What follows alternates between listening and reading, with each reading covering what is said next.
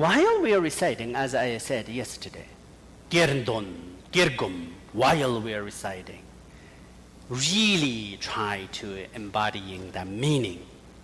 That helps us to purify our mind. Because there's no room for us to get into our emotions if we are really truly focused, one-pointedly reciting the recitation and also focusing on the meaning. This habitual patterns that we have is like a continuum, one after another, one after another. It's kind of crazy, right? But if we find a way to use our sitting, verbally reciting, and mentally contemplate or focusing on the recitation, we will have some kind of a gaps or breaks from the pattern we have. Then slowly we can really purify the body, speech, mind. That's your purification, that's merit, and that is going to help us to at one point realize the mind nature. On one hand, we're so unfortunate to be born in this society and this world, but on the other hand, all sentient beings have the Buddha nature, especially we are like on the right track. We have a Buddha nature. If we didn't, what's the point? It doesn't matter how much you try. It's the nature of the charcoal is black. You cannot turn it into white.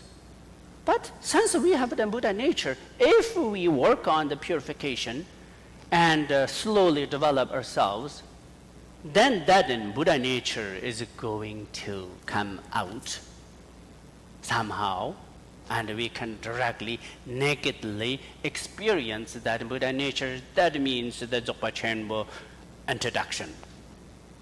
And your trusted spiritual master introduce you the nakedness of your mind nature.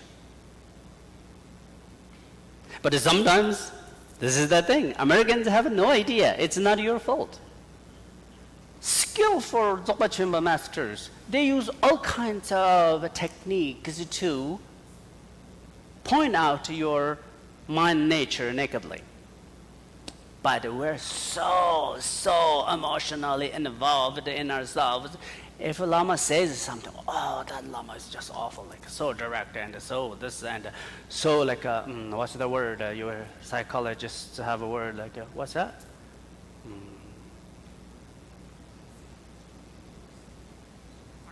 Abusing.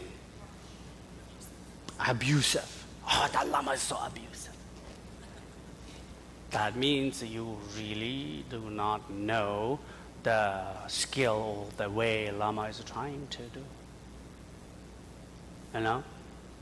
And I say things like, you look old, maybe you look old, but there's a meaning. You need to accept it. Not to attach to yourself.